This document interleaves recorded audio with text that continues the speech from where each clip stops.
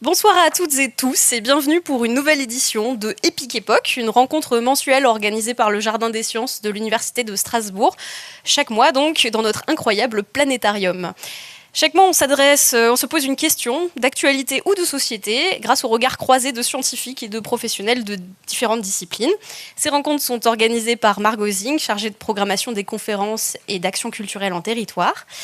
Ce sont des rencontres qui sont également illustrées en direct, cette année par Amina Blouagila, qui est illustratrice strasbourgeoise. Elle est en haut du planétarium et vous aurez l'occasion de découvrir ses dessins à la fin de la rencontre. Et pour cette soirée, comme d'habitude, l'épisode sera enregistré en podcast, que vous pourrez réécouter sur la chaîne YouTube du Jardin des Sciences après l'événement. Ce soir, c'est notre troisième événement autour de l'espace pour le cycle Astéroïdes du Jardin des Sciences. Et pour cette troisième rencontre, nous allons nous poser la question, connaissons-nous vraiment mieux l'espace que les fonds marins ? Pour cette rencontre, nous sommes en très bonne compagnie, puisque à ma gauche, j'ai Sébastien Derrière, astronome adjoint à l'Observatoire astronomique de Strasbourg. J'ai Julia Autain juste à côté, à ma gauche, maître de conférence en géologie à l'École et Observatoire de Strasbourg et l'Institut de Terre Environnement de Strasbourg, l'ITES. Et Bruno Gavazzi, qui est docteur en géophysique et directeur du pôle géophysique à Enerex. Je pense qu'on peut les applaudir déjà. Moi, je m'appelle Eléa Eberlé, je suis médiatrice scientifique et j'aurai l'immense plaisir d'accompagner cette rencontre ce soir. Et donc, je vous propose qu'on commence sans attendre. Ce soir, vous pourrez aussi poser vos questions à la fin de la rencontre, donc n'oubliez pas de les garder dans un coin de votre tête, puisque vous aurez l'occasion d'échanger avec les intervenants de ce soir. Alors, rentrons dans le vif du sujet. Déjà, avant de commencer, est-ce que vous pourriez rapidement vous présenter en quoi consiste votre métier et de quel point de vue vous allez parler ce soir pour répondre à cette question ? Je ne sais pas qui veut commencer. Sébastien, très bien. Bonsoir tout le monde. Donc moi, je travaille à l'Observatoire astronomique de Strasbourg. Donc les astronomes, l'essentiel, quasiment la totalité de ce qu'ils connaissent sur l'univers leur parvient sous forme de lumière. Donc on a une science d'observation.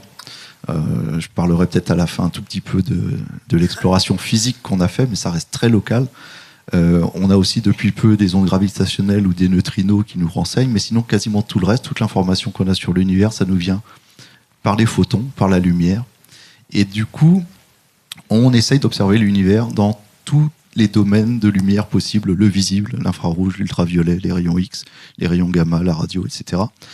Et moi en particulier, je travaille à l'observatoire sur des projets d'observatoires virtuels qui nous permettent de collecter les données qui sont observées depuis le sol par des satellites, de les mettre sous des formats qui sont interopérables, qu'on peut accéder depuis n'importe quel observatoire ou n'importe quel outil dans le monde, et en particulier depuis le planétarium ici. Donc j'aurai l'occasion de montrer quelques-unes des images ou des collections d'images qu'on manipule pour faire de la recherche et de vous les présenter. Alors moi, c'est Julia Autain. Donc, je travaille à l'Observatoire des sciences de la Terre de Strasbourg. Et mon domaine, c'est la géophysique marine. Donc, je suis là pour vous parler du fond des océans. Mais bon, comme tout scientifique, c'est d'un point de vue précis. Et moi, ce qui m'intéresse dans le fond des océans, c'est comment la Terre se déforme, comment les océans naissent au cours de la tectonique des plaques. Donc, j'utilise aussi des outils indirects, puisqu'il faut aller regarder des choses qui sont sous l'eau, et parfois même sous des couches de sédiments. Et donc, je vais vous parler un petit peu de comment on fait et de qu'est-ce qu'on connaît vis-à-vis de ça. Mais il y a plein d'autres scientifiques qui vont s'occuper aussi, s'intéresser aux océans. On pourra un petit peu en parler aussi. Et moi, je suis Bruno Gavazzi. Je suis aussi géophysicien, mais je travaille dans l'industrie, après une dizaine d'années avoir travaillé à l'université. Moi, ma spécialité, c'est plus sur les méthodes d'exploration, les méthodes physiques d'exploration. Et je travaille actuellement chez Enerex, qui est une société qui fait de l'exploration à partir de mesures sur Terre, dans les airs, sur la mer. Ok. Alors, comme toutes les rencontres, en général, on explicite un peu les termes du sujet, mais moi, j'avais une question pour démarrer. Peut-être, quand on dit apprendre à connaître l'espace, apprendre à connaître les fonds marins, finalement, qu'est-ce que ça veut dire d'apprendre à connaître ça? Qu'est-ce qu'on cherche exactement et qu'est-ce que vous cherchez à vous représenter quand vous essayez de définir l'espace ou les fonds marins? Peut-être que tu peux commencer, Julia, on reste les pieds sur terre et puis on passera dans l'espace tout à l'heure. Ouais, les pieds dans l'eau. Alors, nous, ce qu'on cherche à savoir avant tout, faut s'imaginer les océans. De tout temps, ça a constitué une barrière pour aller découvrir un nouveau continent. Ça a constitué aussi des dangers. Explorer l'océan, c'est dangereux. Donc, on peut s'imaginer des représentations un petit peu moyenâgeuses avec des monstres marins, des cascades du bout du monde, la découverte de l'Atlantide, enfin voilà, tout ce genre de questions-là. Et puis, c'est aussi une fascination, quoi. Donc, qu'est-ce qu'il y a sous cette masse d'eau énorme? Qu'est-ce qu'on peut y trouver? Et qu'est-ce qu'on peut redouter aussi? Donc, dans mon domaine, nous, on s'intéresse aux fonds marins pour comprendre comment ils sont apparus. Donc, on va essayer de cartographier les fonds marins. On n'a pas mis la vidéo. Pardon. Oui, elle a du son, la vidéo, c'est pour ça que j'ai attendu un peu. Oui. Mais en fait, je voulais parler dessus, donc si on peut Vas-y. couper le son, je ne sais pas. Est-ce que c'est possible de diminuer le son? Donc, je te laisse expliquer qu'est-ce qu'on est en train de regarder. Voilà. Donc là, vous avez les images d'une campagne qui a été faite sur les fonds marins sur le site qu'on appelle Lucky Strike, qui est un site hydrothermal qui est lié à une dorsale océanique. Donc les dorsales océaniques, c'est là où les plaques continentales s'écartent, les plaques tectoniques s'écartent. Et donc on a là toute une faune qui est très particulière, puisque on a des pressions énormes, on peut atteindre jusqu'à 300 atmosphères de pression. Et puis on est dans le noir total. La lumière ne pénètre pas à ces profondeurs-là. Donc c'est pour vous montrer un petit peu tous ces paysages sous-marins qui sont inconnus et qui sont très divers, parce qu'on peut dire là c'est un site hydrothermal, d'accord, il y en a partout le long des dorsales, mais en fait chaque site hydrothermal est spécifique. Et donc il y a tout un tas de scientifiques qui vont s'intéresser à ces sites hydrothermaux. Nous on va s'y intéresser parce que ça a des signatures, des roches, etc. qui nous donne des informations sur les magmas qui vont être en présence. Il y a des scientifiques qui vont parler, qui vont s'intéresser aux écosystèmes, bien entendu, qui vont être liés à ces systèmes hydrothermaux. Il y a d'autres scientifiques qui vont étudier la chimie. Il y a d'autres scientifiques qui vont regarder les ressources qui sont liées à ces sources hydrothermales. Donc voilà, ça va vraiment générer tout un tas de recherches. Donc ces images-là, elles sont très rares, puisque pour y aller, c'est assez compliqué. Et puis, pour moi plus précisément, j'ai regardé les choses à grande échelle, parce qu'une plaque tectonique, c'est grand. Donc on peut peut-être montrer l'image qu'on va regarder maintenant, qui est une carte tout simplement du fond des océans. C'est quoi le relief du fond des océans? Donc vous voyez ici, on voit se dégager des grands ensembles.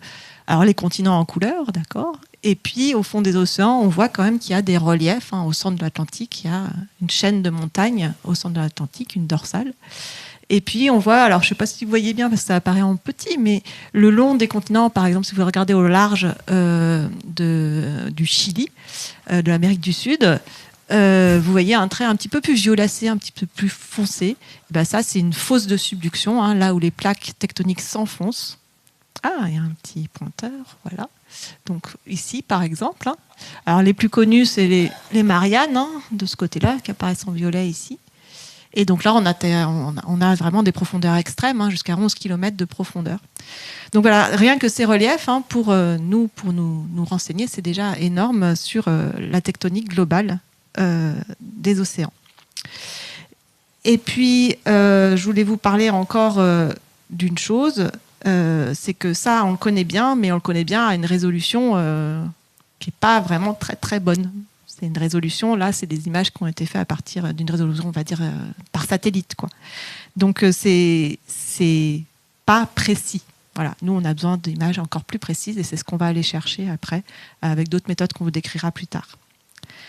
Voilà, donc il ne faut pas penser qu'on sait tout parce qu'on a une image globale du fond marin. Il nous faut des choses de plus haute résolution. Et puis après tout, explorer, c'est avant tout observer. Et donc pour observer, il faudrait qu'on quadrille tout le fond des océans avec nos sous-marins, comme les images qu'on a vues précédemment.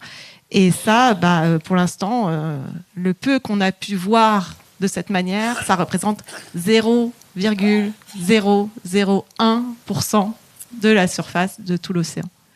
Donc on est encore loin de connaître l'océan de ce point de vue-là. Ok, alors si on se pose la question maintenant pour l'espace, est-ce qu'on connaît 0,001% de l'espace ? Alors pour l'espace, on a un peu des problématiques similaires à ce que dit Julia. Elle a parlé de résolution. Alors pour parler des observations en astronomie, je vais demander à passer en vue planétarium. On va afficher le ciel tel que vous le connaissez. Ça va être un ciel dans le visible, un ciel simulé pour commencer, où on va voir apparaître les étoiles que vous avez l'occasion de voir quand il n'y a pas de nuages et qu'il fait nuit.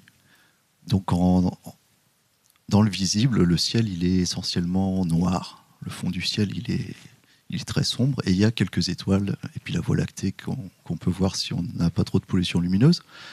Mais si vos yeux n'étaient pas sensibles à la lumière dans le domaine du visible, mais si vos yeux étaient capables de capter le rayonnement en micro-ondes, donc l'infrarouge très lointain, le ciel aurait un aspect assez différent qu'on va essayer de vous afficher maintenant à partir d'observations qui ont été faites par le satellite Planck.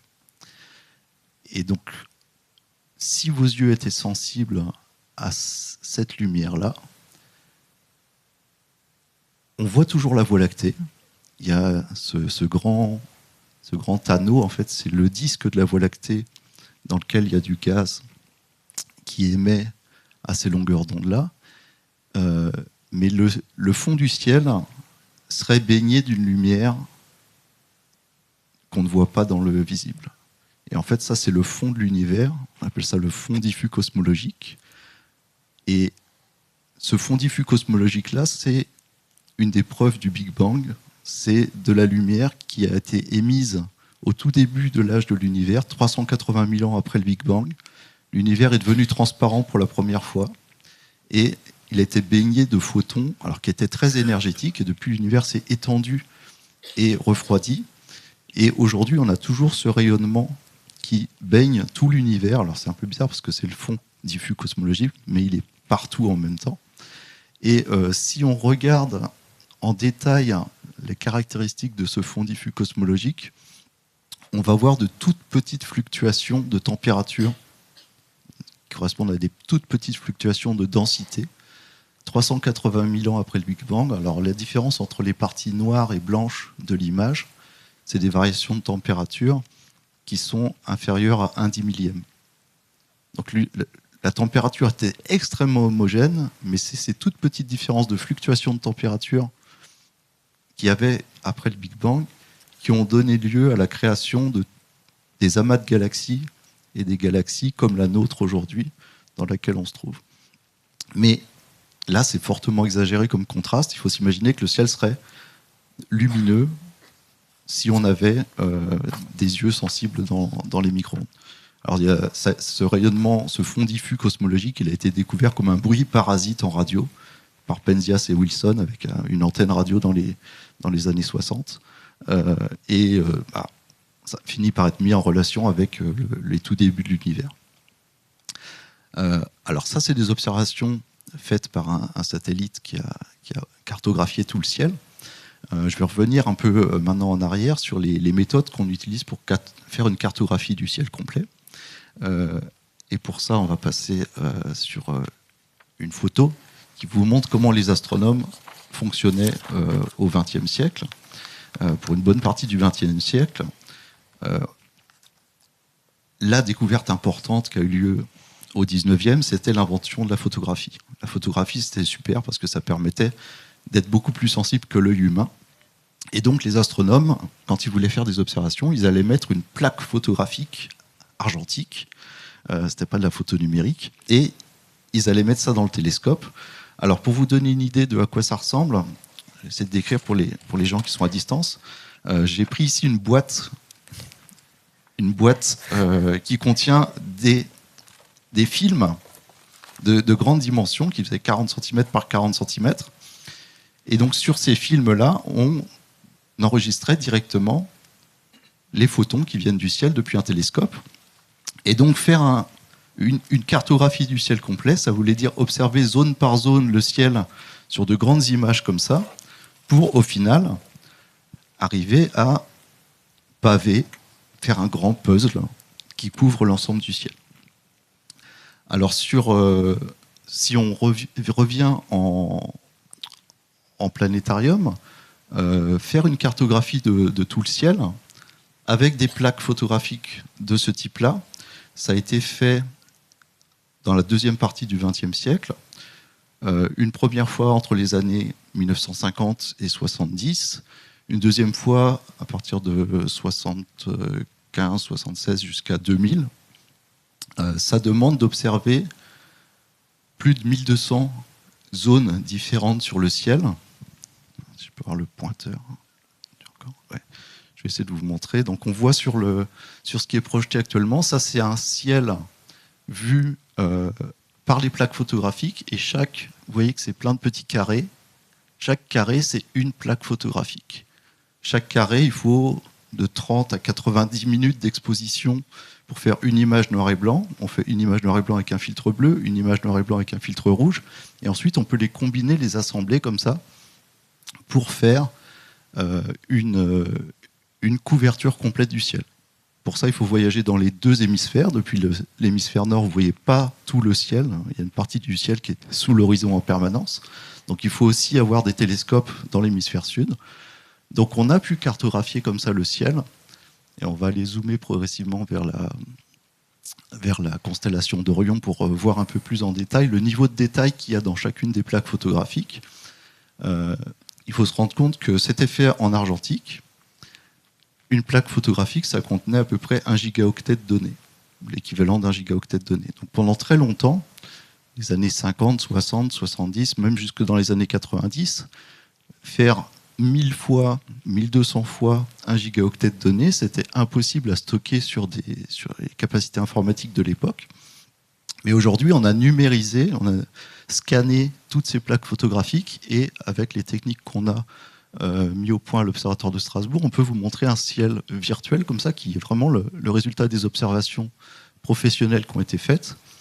Et on a une cartographie complète du ciel, qui a été faite à 2 époques différentes. Donc, on peut dire, on connaît bien le ciel, mais on ne le connaît pas avec une résolution infinie, ni avec une sensibilité extrême en tout point.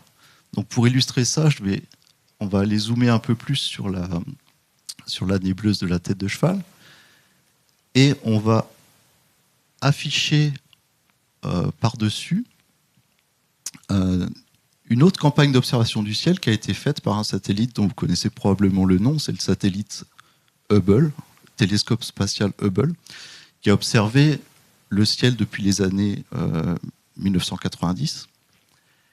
Et ce satellite-là, il n'a jamais eu pour vocation de faire une couverture complète du ciel. Ça, on l'a fait depuis le sol, avec les plaques photographiques qui ont été obtenues depuis le mont Palomar aux États-Unis, depuis le Chili et l'Australie.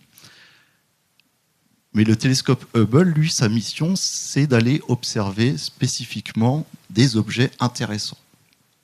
Et il a un champ de vue, il couvre une zone du ciel quand il fait ses observations, qui est extrêmement restreint. Donc si on affiche les zones observées par Hubble sur le ciel, c'est pas très spectaculaire, on devine des formes un peu, pas tout à fait carrées, il y a un carré avec un petit carré au milieu. En fait, c'est le champ de vue de la caméra du télescope Hubble. Et on voit qu'il y a énormément de zones qui ne sont pas observées par Hubble. Alors on peut enlever les zones couvertes par Hubble, revenir sur les images du ciel, et on va continuer à zoomer sur cette forme de tête de cheval qui est en fait un nuage de gaz qui se trouve dans notre galaxie. Et on peut afficher par-dessus les images, alors ces belles images en couleur combinant plusieurs images noir et blanc prises par le télescope Hubble, on va, en s'approchant progressivement de la tête de cheval, voir le niveau de détail qu'on obtient dans les images Hubble. Et on commence à voir apparaître des objets qui n'étaient pas visibles dans les plaques photographiques, parce que c'est toujours un compromis entre soit couvrir des grandes régions du ciel pour avoir une vue d'ensemble, soit aller s'attarder localement sur des petites régions et avoir un meilleur niveau de détail. Et vous avez probablement entendu parler qu'il y a un successeur de Hubble qui a été lancé il y a quelques années, qui s'appelle le James Webb Space Telescope.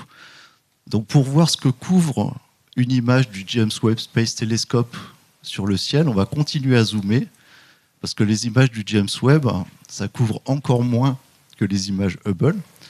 Par contre, on a un niveau de détail, vous voyez apparaître, là en transparence, on va les voir apparaître, quand James Webb observe une toute petite région du ciel, ça c'est une étoile de notre galaxie qui est à l'avant-plan, mais derrière, on voit apparaître tout un tas d'autres galaxies qui deviennent visibles et qu'on voit sur cette toute petite région du ciel. Donc avec ce zoom extrême, là on est vraiment focalisé sur une toute petite partie de l'image qu'on avait au départ. On voit que connaître le ciel, c'est toujours un compromis entre avoir une idée de à quoi ça ressemble à grande échelle, ou alors localement, là où c'est intéressant, aller regarder vraiment très en détail.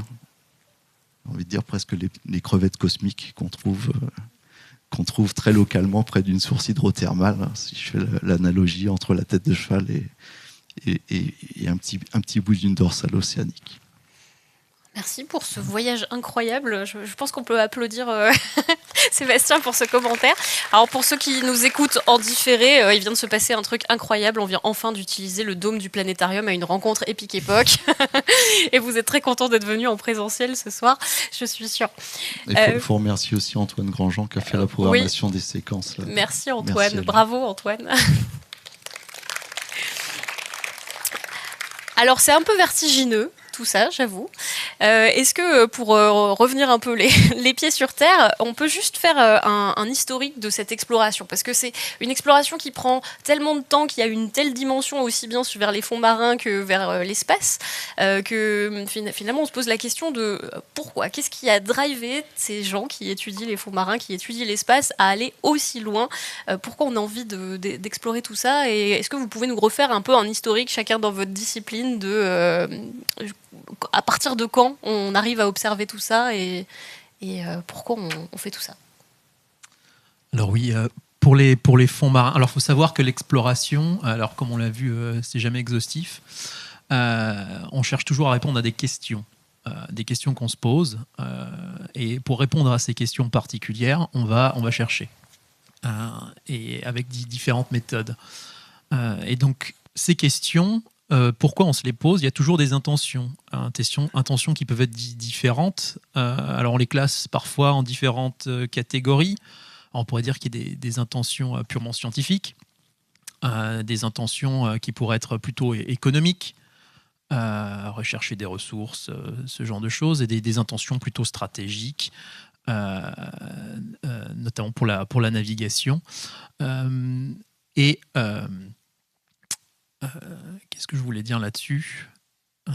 Donc oui, ces intentions, on peut peut-être montrer l'image suivante.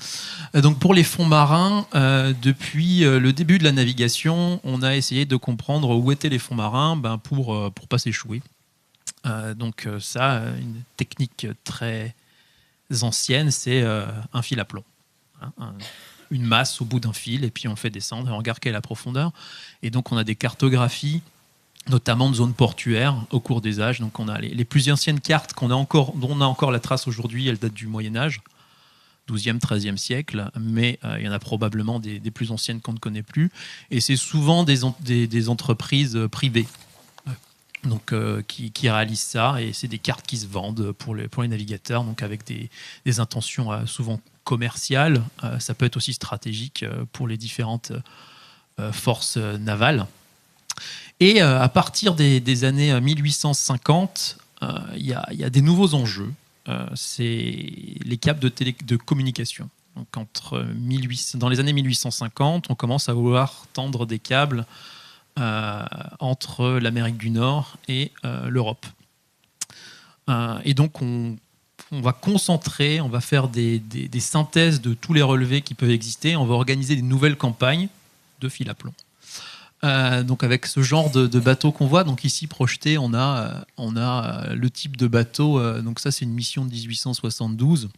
Vous avez le nom du Lord Kelvin qui a amélioré plusieurs techniques avec les fils à plomb pour faire des relevés. Donc c'est point par point, c'est long, c'est fastidieux. Mais à la fin du 19e siècle, avec toutes ces compilations, on commence à se faire une idée. C'est qu'au fond de l'Atlantique, il y a une chaîne de montagnes. Donc c'est ce qui est représenté ici au milieu. Et donc on commence à comprendre ça. Alors l'intérêt à la base de toutes ces expéditions, il est technologique et économique, et également stratégique, mais ça permet de faire avancer beaucoup la science et de comprendre qu'est-ce qui se passe sur ces fonds marins.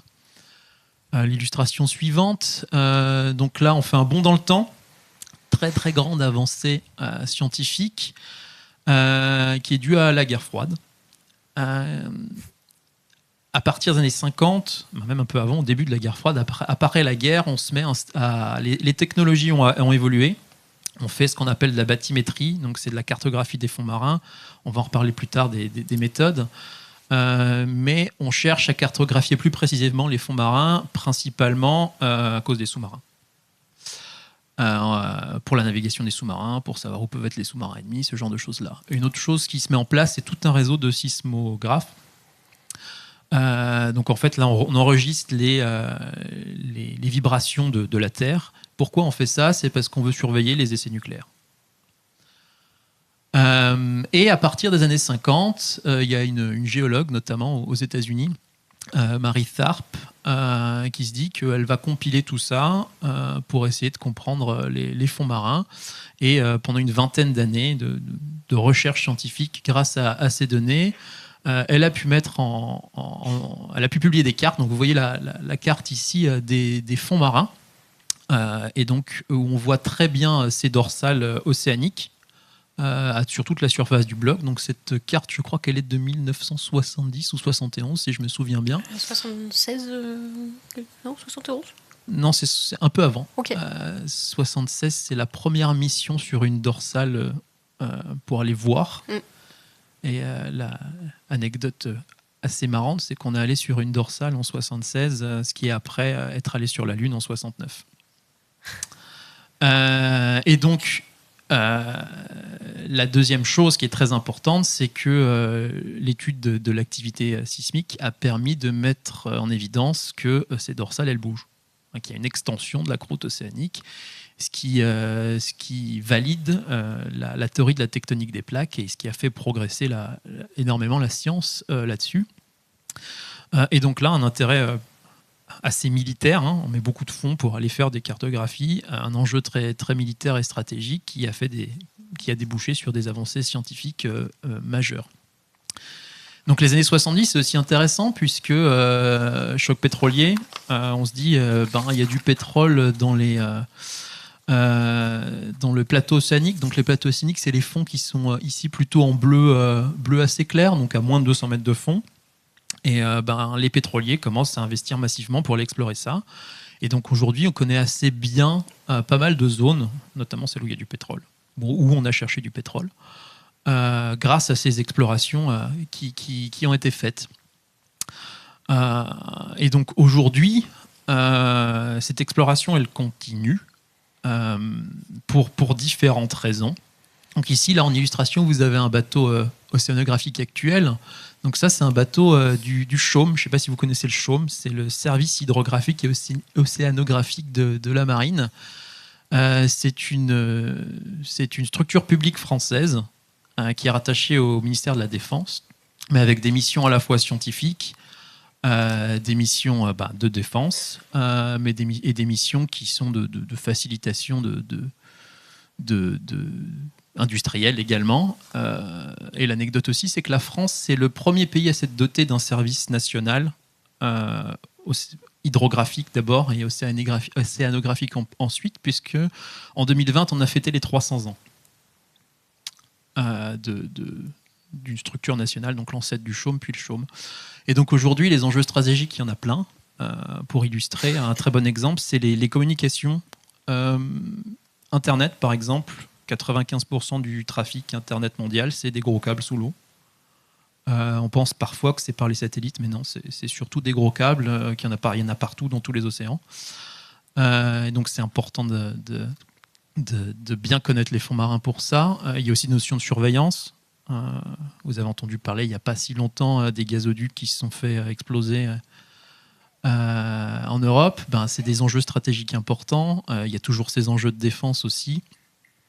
Et puis aussi, il y a des intérêts il y a eu de l'exploration pétrolière depuis les années 70. Maintenant, il y a des questionnements sur le minier, parce qu'il y a des ressources potentiellement sur des fonds marins qui sont importantes, notamment pour la transition énergétique, avec des nodules polymétalliques sur les fonds marins, ce qui pose aussi des questions de si on les exploite, comment, quoi, qu'est-ce qui vit en dessous, quel est l'environnement, est-ce qu'on ne va pas détruire des choses, et c'est toutes des choses qui restent à explorer. Aujourd'hui, on estime que 70% des fonds marins sont inconnus, si je ne dis pas de bêtises, tout compris, donc il y a encore beaucoup à faire, beaucoup à explorer, et puis il y a toujours des nouvelles questions qui arrivent, donc des nouvelles explorations à organiser. Et donc voilà, c'est un peu infini. Concernant les fonds marins, si j'écoute bien ce que tu dis, les intérêts, ils étaient surtout commerciaux. Enfin, il y avait des... C'est toujours mélangé, en fait. Il y a des intérêts qui peuvent être commerciaux, militaires, comme on a vu jusqu'avant, et ce qui amène à faire des avancées scientifiques. Il y a des campagnes... il y a des avancées scientifiques qui peuvent faire avancer des technologies militaires, inversement. Un exemple que je peux avoir en tête, c'est les sous-marins, actuellement, ils naviguent également au champ de pesanteur. Mesure du champ de pesanteur et comment on se déplace dans le champ de pesanteur. Ça, c'est quelque chose, la gravimétrie, qui vient à la base de recherches très scientifiques. Ils se sont déplacés dans l'exploration pétrolière au début. On a vite abandonné cette méthode pour des plus efficaces. Et donc voilà, le parcours, toujours, tout est un peu... les barrières sont floues et il y a beaucoup de superpositions entre les différents intérêts. Surtout on parle d'expéditions, de campagnes de mesures qui sont souvent très chères, qui sont souvent très compliquées à mettre en œuvre. Donc quand on a des données, on essaie de les valoriser de plein de façons différentes. Oui. Et si je peux me permettre d'un exemple, par exemple dans le domaine de la tectonique des plaques, en fait, l'exploration pétrolière, elle a été très dépendante des avancées des connaissances dans la tectonique des plaques. Parce que le pétrole, il est présent dans le sous-sol. S'il y a les bonnes conditions de température, s'il y a le bon temps de résidence des matières organiques, tout un tas de choses qui sont complètement dépendantes de la tectonique des plaques, c'est-à-dire quand est-ce que les sédiments se sont déposés, quand est-ce que les fonds marins se sont créés. Donc sans la tectonique des plaques, les découvertes pétrolières n'auraient pas été aussi abondantes, et vice-versa, sans l'exploration pétrolière, il y aurait beaucoup moins de données des fonds marins pour faire avancer la science. Donc voilà, c'est souvent interconnecté. D'ailleurs, moi, ce qui me surprend, c'est que ce soit aussi récent, ces découvertes et ces cartographies du fond marin par rapport à l'espace. Peut-être qu'on avait plus d'idées de comment ça se passait l'espace avant de connaître les fonds marins. Et il me semble, comme c'est bientôt la journée du 8 mars et de lutte contre les droits des femmes, que Marie Tarp, elle n'avait pas été prise très au sérieux quand elle a fait sa cartographie des océans. Voilà, c'est un peu surprenant. Oui, Marie Tarp, elle n'avait même pas le droit d'aller sur les bateaux, en fait, parce que c'était une femme et qu'on n'avait pas le droit d'embarquer des femmes à bord parce que ça portait malheur. Donc voilà, et puis ces travaux ont été d'abord repris par son collègue, c'est lui qui a publié ces travaux en premier auteur. Et en fait, c'est assez récemment qu'on a reconnu sa contribution. Voilà. Et pour l'anecdote, son collègue qui est premier auteur n'y croyait pas au début, en disant que non, c'est pas... ces données là, ça sert à rien. La tectonique des plaques, ça marche pas. Voilà. Donc c'est assez drôle quand on y repense 60 ans après. C'était il n'y a pas si longtemps. Et alors, est-ce que l'espace avait des raisons plus nobles d'être exploré, Sébastien ? Alors, est-ce que l'espace, ça veut dire... Avant d'explorer l'espace, on l'a observé. Alors, depuis, je ne saurais même pas dire depuis combien de siècles, puisque je pense de tout temps, les hommes se sont demandé c'est quoi ces petits machins qui brillent dans le ciel et pourquoi il y en a qui bougent plus vite que d'autres. Et donc, en termes d'histoire, je vais remonter sur une vue du ciel qu'on a sur un globe céleste, qui est le globe de Coronelli. Alors, on a un exemplaire d'un globe de Coronelli à l'Observatoire de Strasbourg. Il a été récemment restauré et numérisé. Donc, je peux vous le présenter comme un relevé du ciel normal. Alors, pour voir le ciel dans le bon sens sur un globe de Coronelli, il faut s'imaginer à l'intérieur. C'est pour ça que vous voyez que tous les textes sont écrits à l'envers. Mais du coup, vous êtes à l'intérieur du globe de Coronelli. Et on voit il est richement illustré avec les constellations. Et il y a des légendes qui sont mises ici dans l'hémisphère sud, céleste, parce qu'en fait, à cet endroit-là, le globe date de 1697. Et on avait encore assez peu, enfin les astronomes s'étaient encore assez peu aventurés sur des bateaux pour aller dans l'hémisphère sud, observer le ciel qui n'est visible que sous ces latitudes-là. Et donc on a beaucoup plus d'étoiles, des petits symboles d'étoiles visibles quand on va vers le pôle Nord que dans le ciel sud. Donc Coronelli, il a habilement meublé la zone avec les légendes et les textes décrivant ce qu'il y a sur le globe. Petit clin d'œil au passage aussi, si vous allez regarder cette constellation ici, c'est la constellation de la baleine. Je vous laisse voir la tête de la baleine. Vous n'avez probablement jamais vu une tête, une vraie baleine. Alors le dauphin est pas mal non plus. Hein. Le dauphin, il est de l'autre côté, si vous allez par là. Ça, c'est le dauphin. Donc il y a quelques constellations qui portent le nom d'animaux maritimes, mais effectivement, le dauphin, il a vraiment pas une tête de dauphin. Mais c'est comme ça qu'ils sont représentés sur le globe de Coronelli. Alors sur ce globe, on a quand même beaucoup d'informations qui est recensées. Et on va aller se déplacer pour aller voir un endroit particulier où il y a un objet céleste avec une date écrite à côté. Donc il y a quelques phénomènes variables qui avaient été observés avant 1697, avant la création du globe. La plupart des étoiles sont fixes, mais de temps en temps, les observateurs avaient recensé que y a le passage d'une comète. Alors il y a quelques trajectoires de comètes historiques qui sont dessinées sur le globe. Et puis il y a un objet en particulier qui va nous intéresser sur le globe, qui se trouve, si je ne me trompe pas, ici. Il est représenté avec un symbole comme une étoile très très brillante, une des plus brillantes étoiles. Et bizarrement, si on regarde aujourd'hui le ciel dans le visible à cet endroit-là, il n'y a aucune étoile visible. Alors qu'est-ce que c'est que ce truc ? À côté, c'est marqué Nova Tychonis. C'est la nova observée, la nouvelle étoile observée par Tycho Brahe. Alors Tycho Brahe, astronome talentueux et extrêmement chanceux, puisque pendant sa vie, il a pu observer à l'œil nu, ou même avec les premiers télescopes, une supernova. L'explosion d'une étoile dans notre galaxie. Une supernova galactique qui est devenue donc, qui a apparu soudainement et est restée visible pendant quelques années à l'œil nu. Son éclat affaibli progressivement, puis est devenue totalement invisible à l'œil nu. Et aujourd'hui, si on regarde dans le visible, à cet endroit-là, on ne voit plus l'étoile. L'étoile a explosé, elle est morte. Par contre, on a des techniques d'observation aujourd'hui qui étaient insoupçonnées pour Coronelli. Si on va zoomer sur l'objet et qu'on affiche en transparence des observations qui sont faites depuis un satellite qui observe le ciel en rayon X, donc qui va être capable de détecter des régions de l'espace où il y a du gaz chauffé à plus d'1 million de degrés, on va voir apparaître, alors vraiment pas loin de là où elle est représentée sur le globe de Coronelli, on voit apparaître une petite tache, je crois que c'est celle-ci ici. Ça, non, c'est ici. c'est juste une tache d'encre.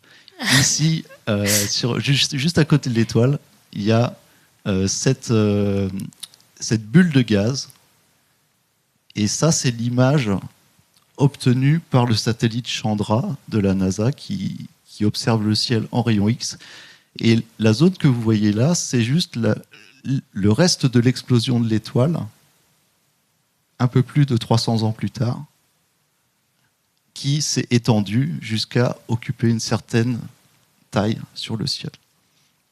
Donc ça, c'est pour montrer un peu que, en combinant le très ancien, le globe de Coronelli, avec les observations les plus modernes qui sont faites depuis l'orbite terrestre, puisque les rayons X, vous ne pouvez pas les observer depuis le sol. L'atmosphère nous protège des rayons X, donc il faut aller dans l'espace avec des satellites pour l'observer. Mais on voit, et si on zoomait encore plus, on verrait que c'est une bulle floconneuse de l'atmosphère de l'étoile qui a été complètement soufflée. L'étoile s'est effondrée sur elle-même et puis a rebondi, a expulsé toutes ces couches superficielles. C'est la mort d'une étoile supermassive que Tycho Brahe a eu la chance de voir sans comprendre ce qu'il observait à son époque, mais qu'aujourd'hui on peut observer à condition de regarder le ciel avec les bons instruments. Donc ça nous apprend qu'il y a des choses qui se passent dans le ciel.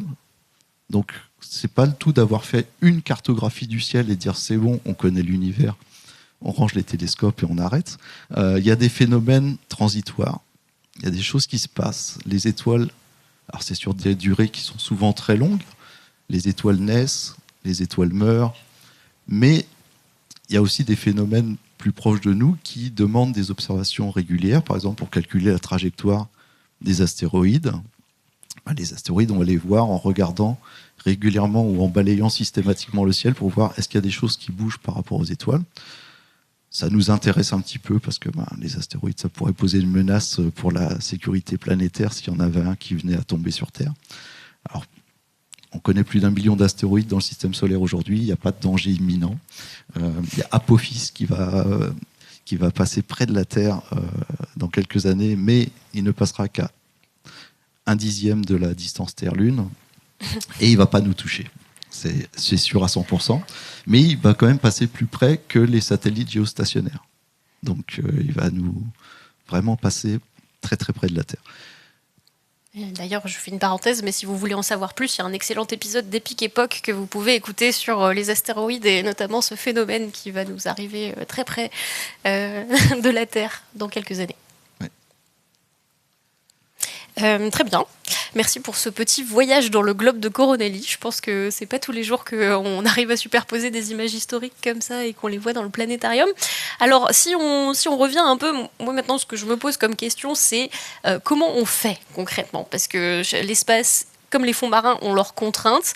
Dans un cas, on doit subir beaucoup de pression. Dans l'autre cas, on doit s'en extirper de la pression atmosphérique, s'extraire de la gravité. Comment vous travaillez quand vous explorez les fonds marins, quand vous explorez l'espace ? C'est quoi vos méthodes ? Comment on va comprendre ce qui se passe en haut et en bas ?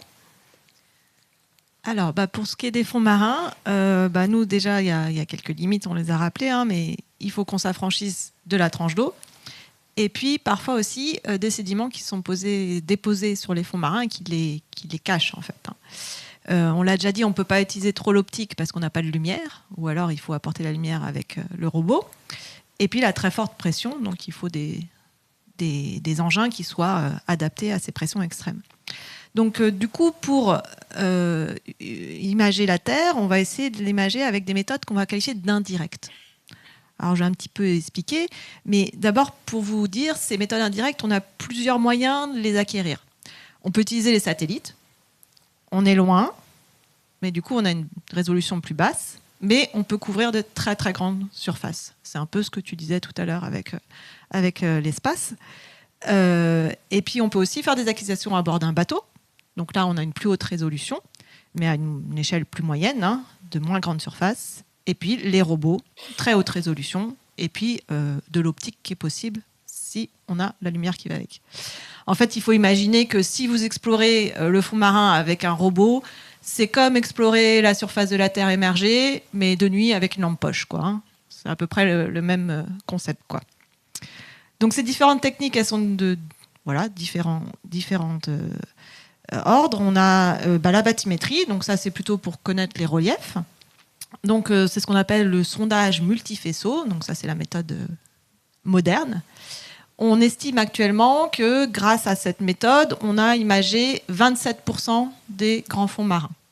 Donc on est encore loin d'avoir tout cartographié avec cette résolution-là.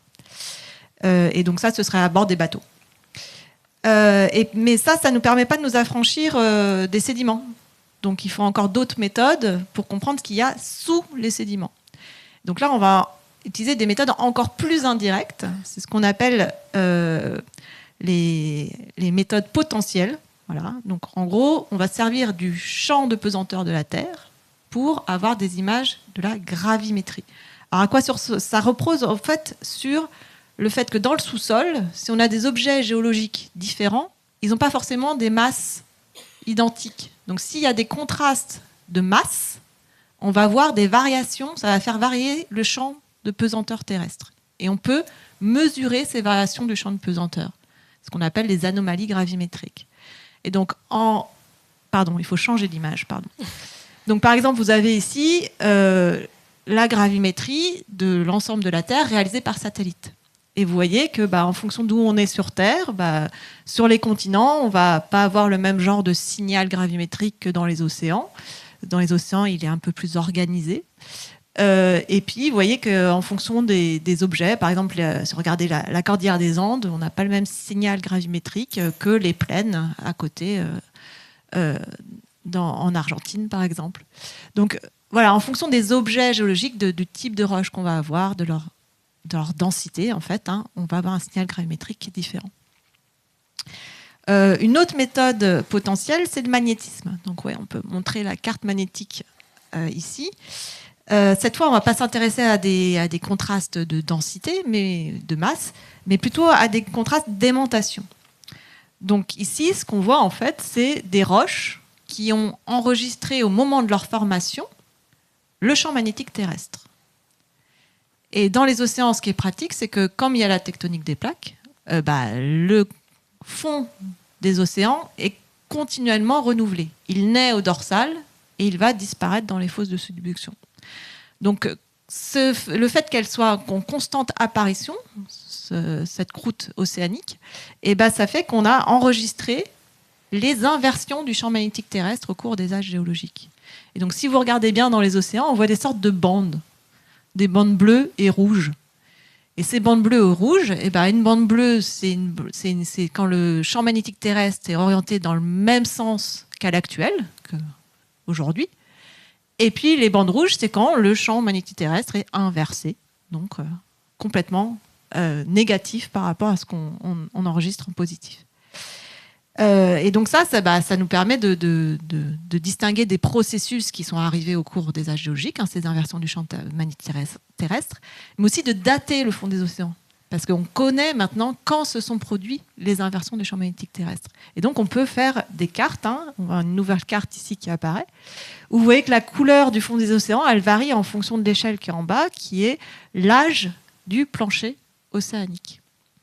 Et donc, on voit très bien que, au niveau des dorsales, on a des âges récents, entre 0 et 20 millions d'années. Et plus on s'éloigne des dorsales, c'est très visible dans l'océan Atlantique, plus on va vers les verts et les bleus, et on va vers les 200 millions d'années, voire un peu plus.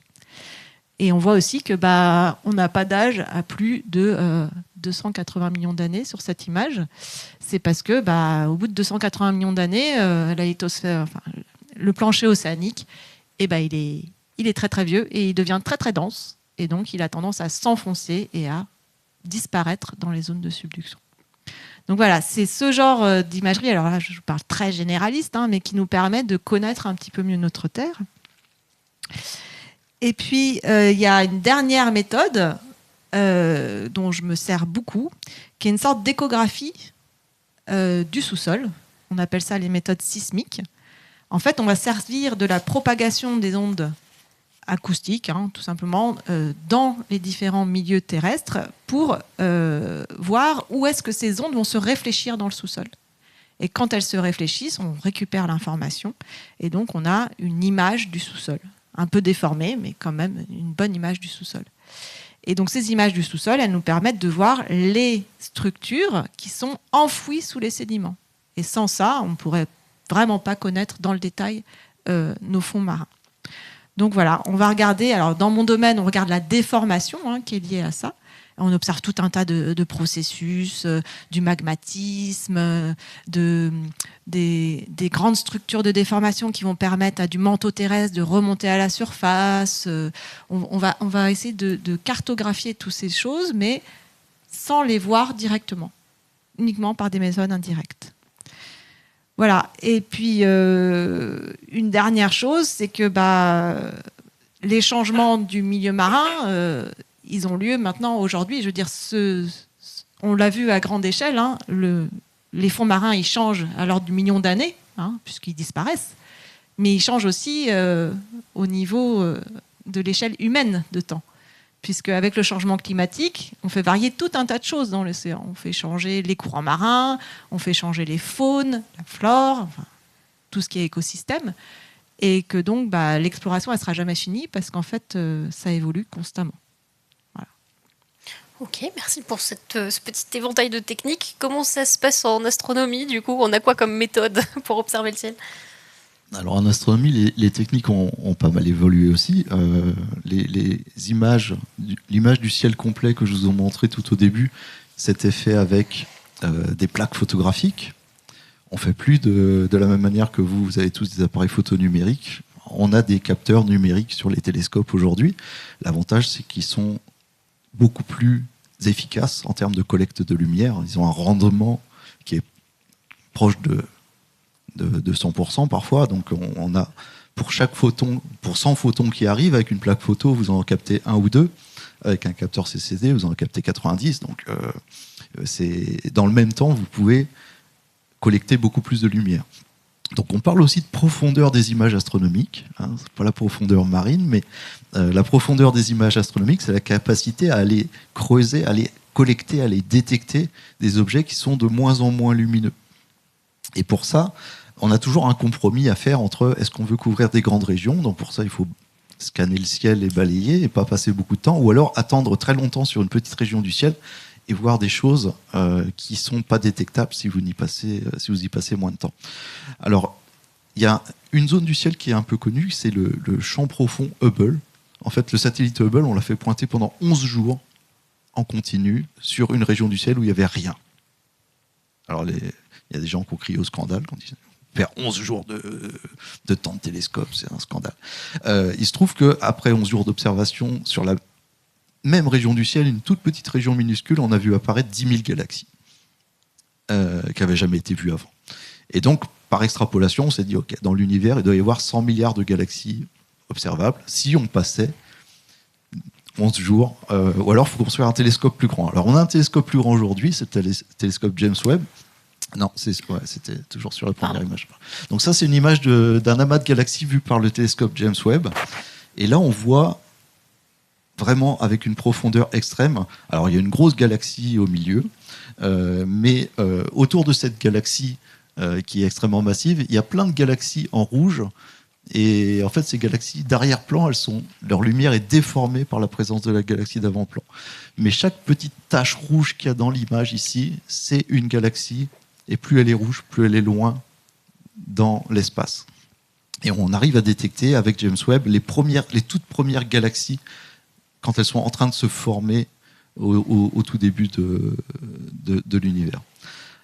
Donc on arrive à faire sur des petites régions des images extrêmement profondes et aller collecter des objets qui sont extrêmement faibles.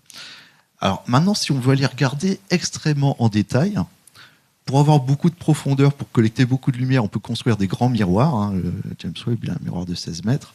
Au sol, on a plusieurs télescopes qui ont des miroirs de 8 ou 10 mètres de diamètre.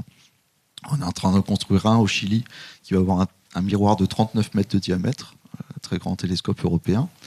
Mais si on veut avoir un niveau de détail, arriver à aller regarder des toutes petites dimensions angulaires, c'est-à-dire aller regarder vraiment la structure à l'intérieur d'une galaxie comme ça, il faut agrandir la taille du télescope de manière démesurée. Alors ça, on ne sait pas le faire avec un seul télescope, mais on peut tricher un peu, on peut faire de l'interférométrie, c'est-à-dire combiner la lumière qui vient de deux télescopes qui, eux, vont être séparés physiquement sur deux continents différents. Alors, on sait très bien le faire en radio. On prend deux radiotélescopes qui sont sur deux continents différents, on combine la lumière qu'ils enregistrent, et on fait de l'interférométrie à très grande base. Les télescopes sont séparés de plusieurs milliers de kilomètres. Et ça nous permet d'avoir un niveau de détail sans précédent. Alors on a fait cette mission-là sur l'image suivante. Je vous montrer l'image que vous avez peut-être déjà vue. C'est l'image du trou noir massif qui se trouve au cœur de la Voie lactée. Alors ça, vous le voyez, c'est pas visible dans la lumière visible. Le trou noir, il est caché en fait à l'intérieur d'un donut. Et ce qu'on voit, c'est pas le trou noir lui-même, parce que par définition, il est noir. On voit l'environnement immédiat du trou noir, où il y a du gaz qui spirale autour et qui émet de la lumière avant de tomber.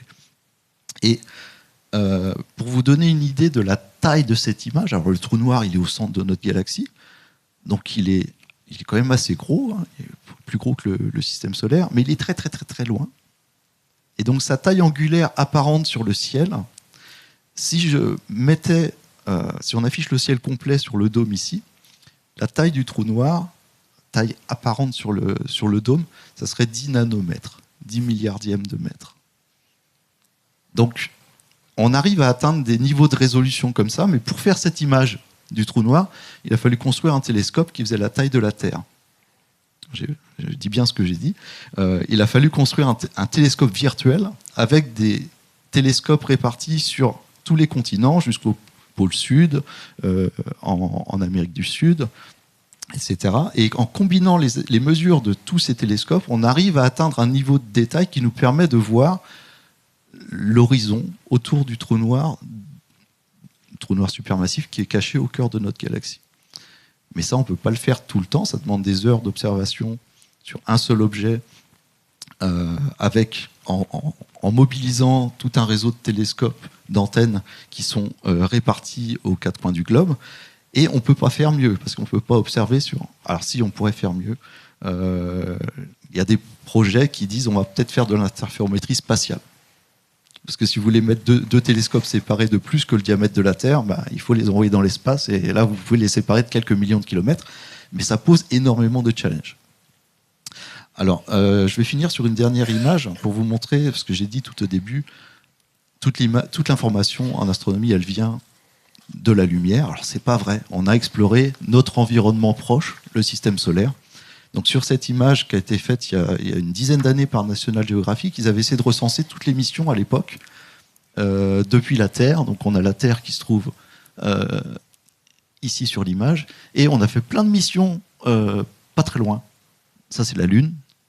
Donc il y a eu plein de missions. Alors il y a un code couleur pour les missions qui ont réussi, les missions qui ont échoué. Donc on a été très souvent voir la Lune, et la Lune c'est le plus loin où on a envoyé des humains. La Lune, c'est à 1 seconde lumière, un tout petit peu plus d'1 seconde lumière en distance. On a fait des missions pas mal vers Mars, vers Vénus, très peu vers Mercure. Ça coûte cher d'aller vers Mercure parce qu'il faut se rapprocher du Soleil. Et se rapprocher du Soleil, la Terre, elle vous lance à 30 km par seconde, donc il faut annuler toute cette vitesse-là pour se rapprocher du Soleil.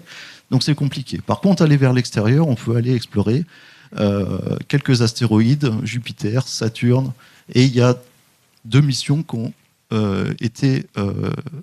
sont déjà sorties du système solaire. C'était les sondes Voyageur qui ont été lancées en 1977. Et c'est les objets qui sont les plus loin du Soleil ou de la Terre. À cette échelle-là, ça ne fait plus beaucoup de différence actuellement. Aujourd'hui, les sondes Voyageur, elles sont à presque 1 jour-lumière. Elles sont à 25 milliards de kilomètres. 1 jour-lumière, c'est le plus loin qu'on a été. On communique encore avec elle en termes d'exploration spatiale. Le petit problème, c'est que pour aller observer les autres étoiles, l'étoile la plus proche, elle est à 4 années-lumière. Donc il a fallu plus de 50 ans pour faire 1 jour-lumière. La première étoile, elle est à 4 années-lumière. Et la galaxie, elle est 25 000 fois plus grande que ça. Donc l'exploration physique de l'univers, on n'est pas prêt de le faire. On va encore pendant très longtemps faire des observations. Voilà. Il faudra continuer à rêver avant d'aller voir ce qui se passe là-bas. À titre de comparaison, juste l'objet qu'on a envoyé le plus profond sur le plancher océanique, c'est à quelle distance de nos pieds là, à peu près? Si on regarde les plaines abyssales, en gros c'est 5000 mètres de fond. Et alors, la fosse des Mariannes, on n'a pas atteint le fond. Hein. Je ne suis pas sûre de la profondeur max. Ils sont descendus un peu, mais je ne saurais pas dire. J'ai pas Moi, le chiffre. c'était 7 ou 8 kilomètres. Ouais, 7-8. Ouais, 7-8. Ok. On n'est pas allé si loin, mais c'était déjà compliqué. Oui. Mais on a la même problématique que c'est des milieux qui sont très très très inhospitaliers et on n'a pas grand intérêt scientifique à y envoyer des humains. On pourrait envoyer des humains sur Mars, mais les robots font très bien le travail pour l'instant. Donc, et le robot, il n'a pas besoin d'être maintenu en vie avec une atmosphère. Enfin, il n'a pas besoin de respirer, il n'a pas besoin de boire, il n'a pas besoin de manger. Et puis, si tombe en panne, on peut en envoyer un autre. Ça fait moins de scandale. Oui, alors on est descendu, les humains sont descendus à ces profondeurs-là. Dans des sous-marins, nous on a le Nautile à l'Ifremer qui fait ça. Mais c'est une expédition, c'est très impressionnant. Il faut 12 heures déjà pour atteindre le fond. Il n'y a que 3 personnes dans le sous-marin. Elles sont allongées. Donc on passe 12 heures déjà allongées. Il n'y a pas de toilette. Et ensuite, on passe 6-8 heures d'exploration et puis il faut remonter pendant 12 heures parce qu'il y a les niveaux de compensation, etc. Donc, ça prend beaucoup de temps. Donc, voilà, c'est compliqué. Et c'est... Voilà, faut s'accrocher, je pense. Au niveau de l'espace, ça fait plus de 50 ans qu'on n'a pas été à plus de 500 km de la Terre. La station spatiale internationale, c'est dans l'espace, c'est à 420 km d'altitude. Donc c'est 1000 fois plus près quasiment que la Lune. Ça donne une bonne idée des distances. Alors, merci pour toutes ces informations techniques. Là, à ce stade, je suis sûre que le public, vous avez plein de questions. Je suis sûre. Du coup, il y a un micro qui va passer dans la salle. Si vous voulez poser vos questions, c'est le moment. Pendant qu'on attend vos premières questions, on va aussi changer de vue dans le planétarium puisque nous avons une illustratrice ce soir qui dessine en direct depuis le début de l'émission. Et donc, ça va être le moment de découvrir ce qu'elle est en train de faire. Ces illustrations, vous pourrez les voir sur le site du Jardin des Sciences après la rencontre et les redécouvrir avec une synthèse de tout ce qui a été dit le plus important ce soir. Donc, vous allez pouvoir voir les petits portraits de nos intervenants ce soir. Voilà, je vous laisse vous découvrir. Est-ce que dans la salle, il y a des questions déjà ? Donc, je peux en poser une en attendant que vous ayez des idées. Mais est-ce que vous avez des techniques physiques de mesure ou d'observation qui sont communes entre les fonds océaniques et l'espace ? Tout ce qui est gravimétrie, je pense que vous utilisez toutes les anomalies gravimétriques spatiales, non ? Alors, on fait des mesures de gravité, oui. On est capable de peser les objets à distance, peser une galaxie à distance sur l'image que j'avais montrée avec l'amas de galaxies. En fait, c'est la gravité qui déforme la lumière des galaxies qui sont derrière. La lumière, elle se propage en ligne droite dans le vide. Dès qu'il y a de la matière déforme l'espace-temps et la lumière suit cette déformation. Donc on est capable de peser des objets à distance et les satellites qui mesurent le champ de gravité terrestre, ils sont capables de mesurer par les variations de l'intensité du champ de gravité, si je ne dis pas de bêtises, la quantité de masse qui est entre le rayon terrestre et c'est le ça, satellite. C'est la réponse gravimétrique en fonction des variations de masse qui vont faire varier le champ de pesanteur terrestre. Donc on arrive à... Mais en fait, c'est la même méthode, mais on ne s'en sort pas de la même manière, quoi. Okay. Après, il y a eu beaucoup de mots en commun. On a parlé de profondeur, de résolution. On a des problématiques un peu similaires. On ne peut pas tout savoir au niveau de résolution maximum. Donc dans les deux disciplines, il y a des campagnes globales où on essaie d'avoir une vue d'ensemble, et puis là où c'est intéressant, on va regarder plus précisément avec un niveau de résolution plus adapté. Oui, quand tu as montré tes images Hubble, avec, oui, c'est juste une sorte de timbre-poste sur la cartographie du ciel. Nous, on a la même chose. Quand on a la carte globale du fond marin, de temps en temps, on peut zoomer, et puis on a un timbre-poste qui a une super belle résolution, on va tout voir, et puis autour, on voit rien, c'est tout flou. Donc oui, c'est très similaire. Et pour rajouter, c'est aussi, il y a plusieurs méthodes, et c'est toujours la question de qu'est-ce qu'on cherche, qu'est-ce qu'on veut voir. Parce que quand on a parlé avant, c'est... Quand tu as parlé la gravité ou de l'imagerie optique ou alors de l'interférométrie. Des fois, je fais le parallèle avec l'imagerie médicale. C'est pas les mêmes raisons pour faire un IRM ou pour faire une radiographie. C'est un peu la même chose. C'est qu'est-ce qu'on cherche, à quel endroit. Et donc, on a toujours une idée en tête de qu'est-ce qu'on veut aller chercher. Et c'est pour ça qu'on a une panoplie de méthodes et probablement des nouvelles méthodes dans le futur et pour explorer tout ça. Donc, tu es en train de nous dire que si on ne se pose pas les bonnes questions, on n'ira jamais voir au bon endroit. Exactement. Des fois, on regarde des vieilles données avec de nouvelles questions. Donc, il n'y a pas forcément des fois besoin de faire des nouvelles données, mais si on a un questionnement, on regarde d'une autre façon dans ces anciennes données, on peut trouver des nouvelles choses qu'on ne cherchait pas avant. N'hésitez pas dans la salle à lever la main si vous avez une question. Il y a une question devant. Merci, monsieur.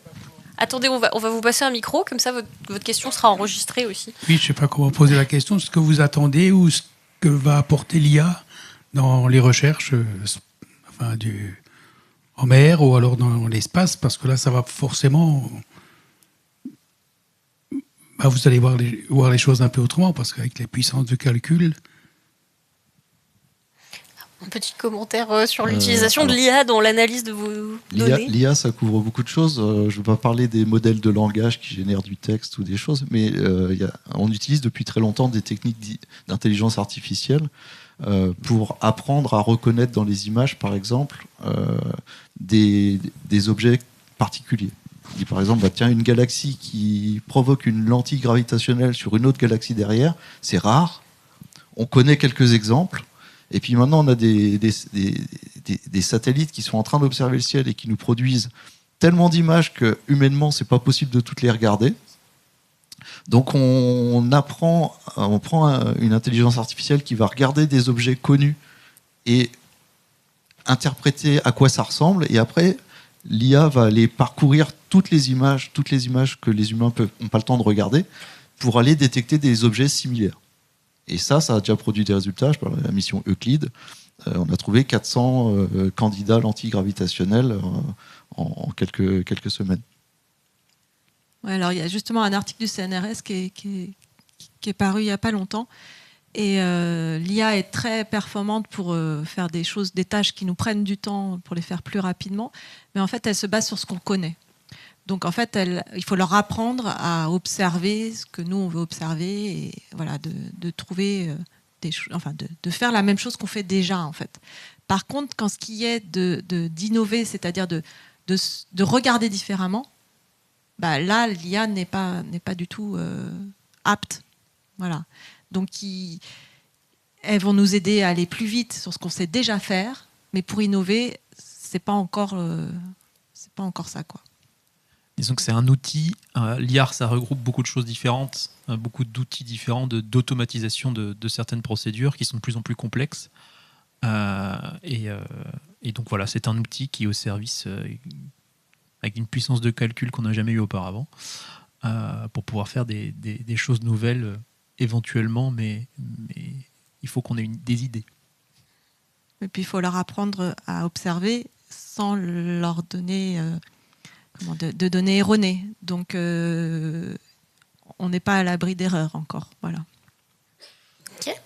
Il y avait une question au milieu. Oui, merci pour ce superbe échange. J'avais une question à propos du titre. Est-ce qu'on connaît mieux l'espace que les fonds marins ?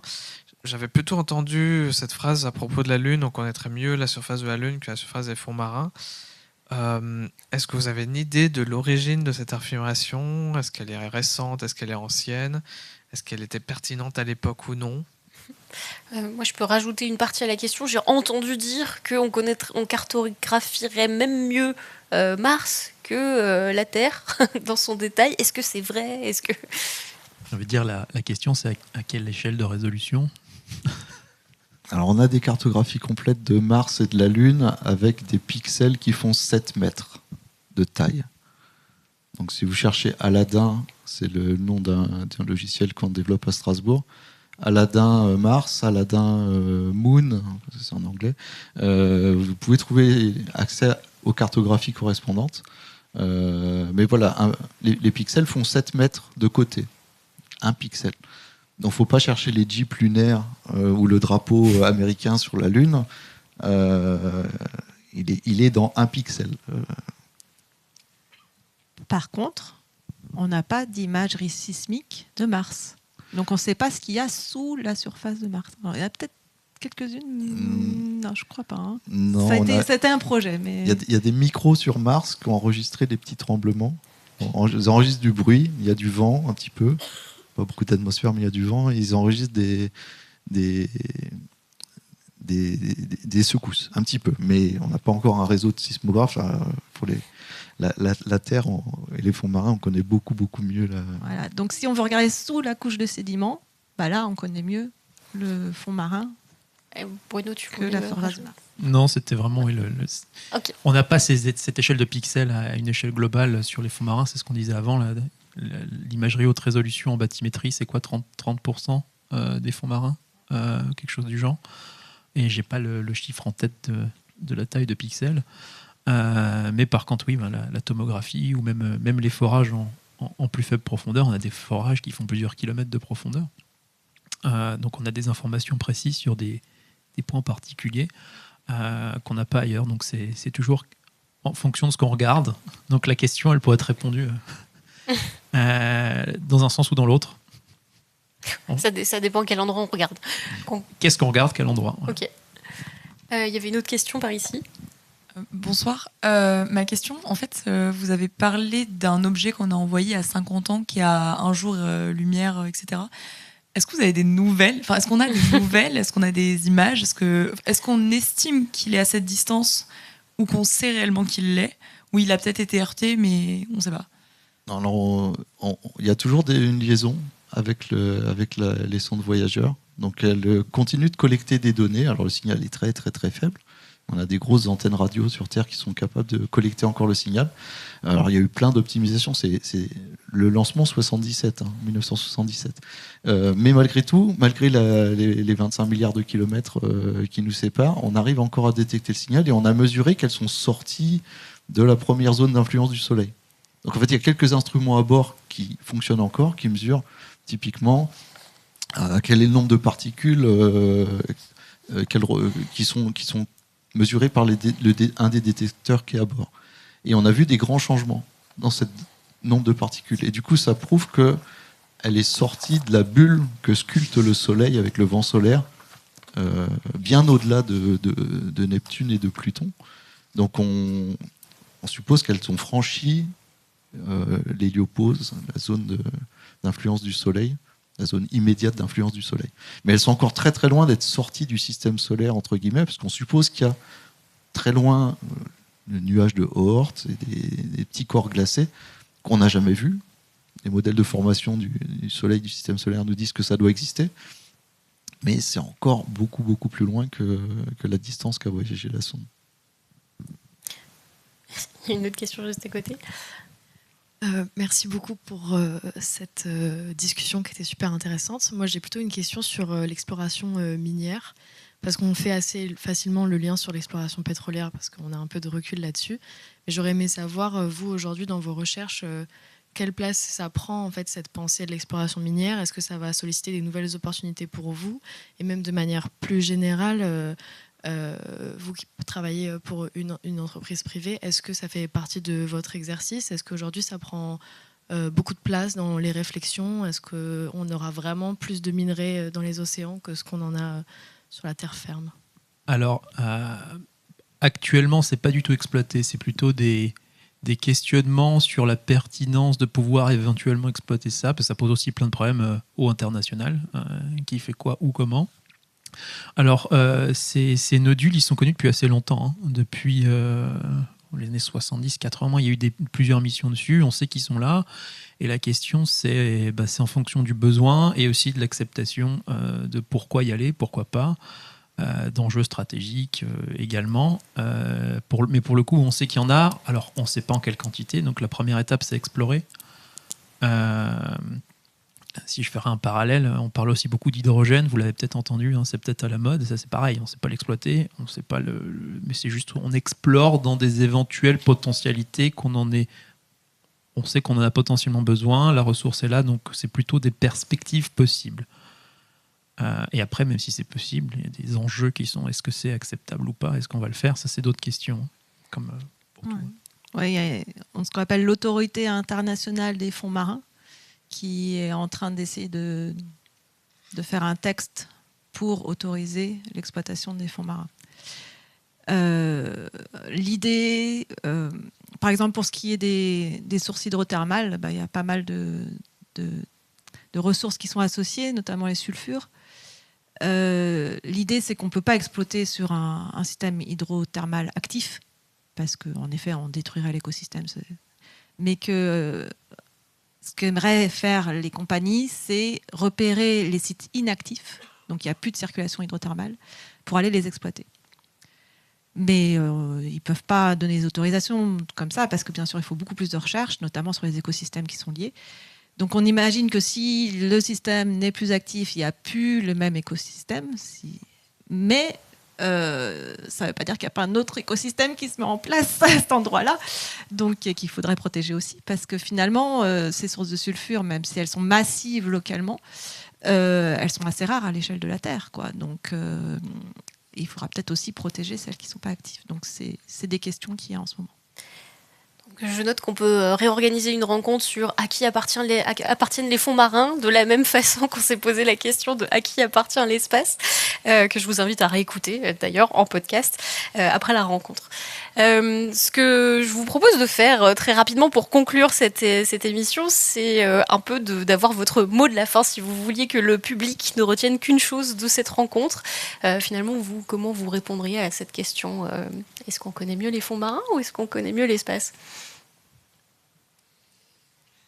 Alors moi, j'ai envie de dire, la chose à retenir, c'est que l'exploration est infinie, parce qu'il y aura toujours des questions, peu importe que ce soit l'espace ou les fonds marins, en fonction des nouveaux questionnements. Le monde évolue, l'humanité aussi évolue, on se pose des nouvelles questions pour différentes raisons. Le monde change, donc il y a pu y avoir des choses qui changent, donc c'est infini, l'exploration. Donc voilà.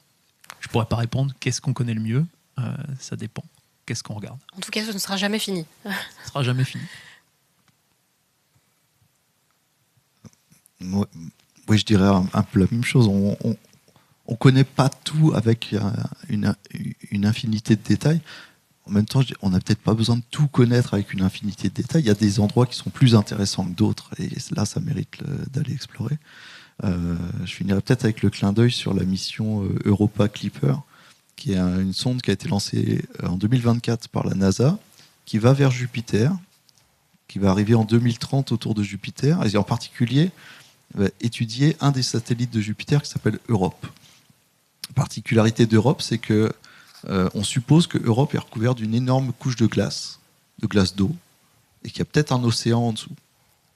Simplement, les océans beaucoup plus profonds, parce qu'il y aurait peut-être 40 km d'épaisseur de glace et d'eau, peut-être en dessous.